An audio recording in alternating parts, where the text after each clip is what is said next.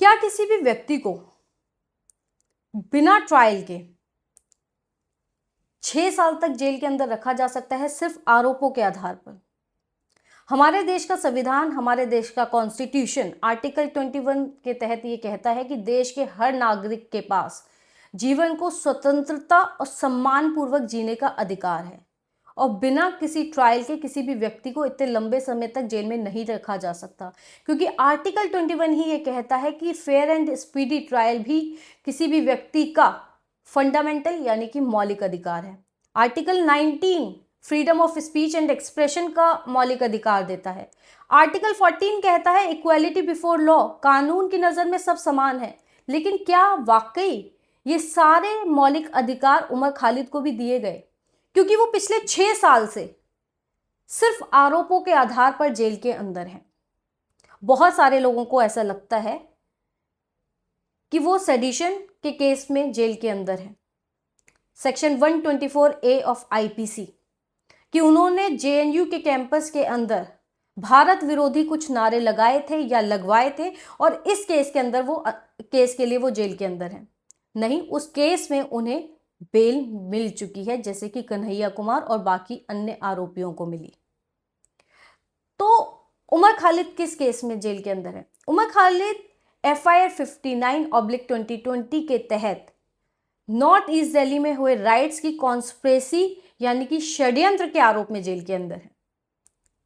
Recently Gulfisha Fatima के case में अन्य 5 आरोपियों को बेल मिल गई, लेकिन उमर खालिद और शर्जिल इमाम को बेल नहीं मिली थी, क्योंकि ये कहा गया कि उनके खिलाफ ज़्यादा संगीन आरोप हैं और उनका जो रोल है वो बाकी आरोपियों के कंपैरिजन में बहुत ज़्यादा संगीन है। और सिर्फ इसलिए कि उनका ट्रायल अभी शुरू नहीं हुआ है, वो 6 साल जेल के अंदर बिता चुके हैं, इस ग्राउंड पर उनको बेल नहीं दी जाएगी। उनके खिलाफ प्रोटेक्टेड विटनेसेस के स्टेटमेंट हैं और बाकी एविडेंस हैं। उन्होंने ऐसी स्पीच दी जिसकी वजह से हिंसा भड़की, इसलिए उनको बेल नहीं दी जा रही है। तो क्या ऐसा हो सकता है? सुप्रीम कोर्ट का 3 जजेस का एक जजमेंट है, union of India versus KA Najeeb, जिसमें सुप्रीम कोर्ट ने ये कहा था कि अगर कोई भी व्यक्ति, चाहे वो UAPA के केस में हो, चाहे NDPS के केस में हो, चाहे PMLA के केस में हो, किसी भी संगीन अपराध में वो जेल के अंदर हो, बिना ट्रायल के इतने लंबे समय तक किसी को भी जेल के अंदर रखा नहीं जा सकता। चाहे सेक्शन 43D क्लॉज 5 UAPA का ये कहता है कि अगर किसी भी व्यक्ति के ऊपर प्राइमा फेसाई केस एस्टैब्लिश होता है, लगता है कि ये अपराध बनते हैं, तो उसे बेल नहीं दी जानी चाहिए, लेकिन फिर भी किसी भी व्यक्ति को बिना ट्रायल के इतने लंबे समय तक जेल के अंदर नहीं रख सकते। ये कहता है union of India versus KA Najeeb का जजमेंट, जो कि 3 जजेस की बेंच ने दिया था। लेकिन गुलफिशा फातिमा के केस में 2 जजेस की बेंच ने इससे असहमति जताई और कहा कि सिर्फ समय के आधार पर कि बिना ट्रायल के इतना लंबा समय कोई व्यक्ति जेल के अंदर बिता चुका है, उसे बेल नहीं दी जा सकती। होता यह है कि जुडिशियल डिसिप्लिन को देखते हुए अगर किसी लार्जर बेंच ने ऐसा जजमेंट दिया है या कोई भी जजमेंट दिया है, तो वो स्मॉलर बेंच की जजेस के ऊपर बाइंडिंग होता है, वो उसी को फॉलो करते हैं। लेकिन इस केस में ऐसा नहीं हुआ और इसी जजमेंट के बाद जस्टिस BV नागारत्ना का भी एक अंद्राबी का जजमेंट आया, जिसमें उन्होंने कहा कि जुडिशियल डिसिप्लिन को फॉलो करना चाहिए और चाहे UAPA हो, चाहे NDPS या PMLA जैसे केसेस के अंदर किसी को बिना ट्रायल के इतने लंबे समय तक जेल के अंदर नहीं रखा जा सकता। ये आर्टिकल 21 में दिए गए फंडामेंटल राइट का वायलेशन है और उनको बेल दी जानी चाहिए। अब उमर खालिद के केस में, जिसमें 900 से ज़्यादा विटनेसेस हैं, 3000 से ज़्यादा पन्नों की चार्जशीट है, 30,000 से ज़्यादा पेजेस के इलेक्ट्रॉनिक एविडेंस हैं, जो अभी चार्जेस फ्रेम करने की स्टेज में ही है, उसमें नियर फ्यूचर में ट्रायल कंक्लूड होता हुआ नहीं दिखाई देता।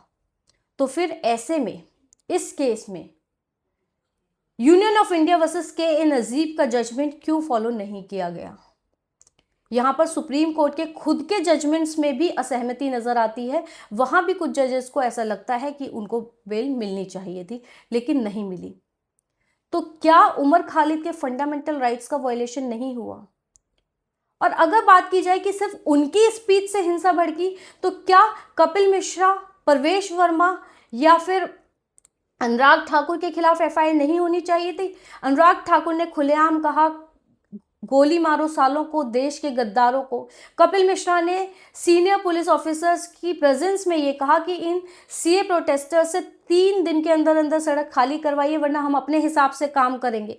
परवेश वर्मा ने कहा कि ये प्रोटेस्टर्स आपके घरों में घुसेंगे, आपकी बहन बेटियों की रेप करेंगे, उनको मारेंगे। तो क्या उन तीनों के बयानों की वजह से हिंसा नहीं भड़की? और तो और यहां तक कि हाई कोर्ट के former chief justice S Muralidhar ने भी ये पूछा था कि इनके ऊपर एफआईआर क्यों नहीं की गई, उसके बावजूद उन तीनों के खिलाफ कोई एक्शन नहीं लिया गया, उनके ऊपर एफआईआर नहीं की गई। तो क्या हमारे देश में वाकई इक्वालिटी बिफोर लॉ का सिद्धांत लागू होता है, यानी कि देश का हर नागरिक कानून के सामने समान है? क्या freedom of speech and expression, उस मौलिक अधिकार का उपयोग करने की वजह से उमर खालिद आज जेल के अंदर है? इसके बाद अगर बात करें सेडिशन के केस की, कि क्या 9 फरवरी 2016 को जेएनयू के कैंपस में एंटी नेशनल स्लोगन्स लगे थे, तो उसके ऊपर डीएम संजय कुमार ने अपनी एक फैक्ट फाइंडिंग रिपोर्ट जारी की थी, जिसमें उन्होंने 7 वीडियोस को एग्जामिन करने के लिए ट्रुथ लैब्स बेंगलोर भेजा था, जिसमें उन्होंने कहा, लैब ने कहा कि 3 वीडियो इसमें से डॉक्टर्ड है, एडिटेड है और 4 जेन्युइन है। डीएम ने कुछ 3 विटनेसेस को भी एग्जामिन किया, उनकी स्टेटमेंट्स ली। उन स्टेटमेंट में उन तीनों व्यक्तियों ने अपनी स्टेटमेंट्स बाद में रिट्रैक्ट कर ली, यानी कि वापस ले ली। देविंदर सिंह ने कहा कि उमर खालिद, वो अपनी जब स्टेटमेंट देता है तो कहता है कि उमर खालिद ने नारे लगाने शुरू किए, लेकिन जब वो अपनी स्टेटमेंट खत्म करता है तो कहता है कि लगा रहे थे, यानी कि सिंगल पर्सन से शुरू करता है और प्लूरल पर्सन पे आके खत्म करता है। और जब डीएम उसको क्रॉस एग्जामिन करता है तो वो अपनी स्टेटमेंट वापस ले लेते हैं और कहते हैं मुझे याद नहीं, वहां पर बहुत सारे लोग थे, बाकी सारे लोगों ने भी नारे लगाए। उसके बाद अमरजीत सिंह भी यही बात करते हैं, वो कहते हैं मैं उसको पहचानता हूं, मैंने उसको वीडियो में भी मैं पहचान सकता हूं, लेकिन ना वो उमर खालिद को पहचानते हैं ना उसकी आवाज को पहचानते हैं, और बाद में वो भी अपनी स्टेटमेंट रिट्रैक्ट करते हैं। उसके बाद डीएम ने अपनी रिपोर्ट में कहा, स्टेटमेंट्स रिकॉर्ड करने के बाद जब उन्होंने क्रॉस एग्जामिन कर लिया विटनेसेस को, कि उमर खालिद ने नारा लगाया था, कश्मीर की जनता संघर्ष करो हम तुम्हारे साथ हैं, कश्मीर की महिलाओं संघर्ष करो हम तुम्हारे साथ हैं। अब ये हो सकता है कि किसी व्यक्ति विशेष की नज़र में या लोगों की नज़र में परसेप्शन ये गया हो कि ये एंटी नेशनल स्लोगन्स थे।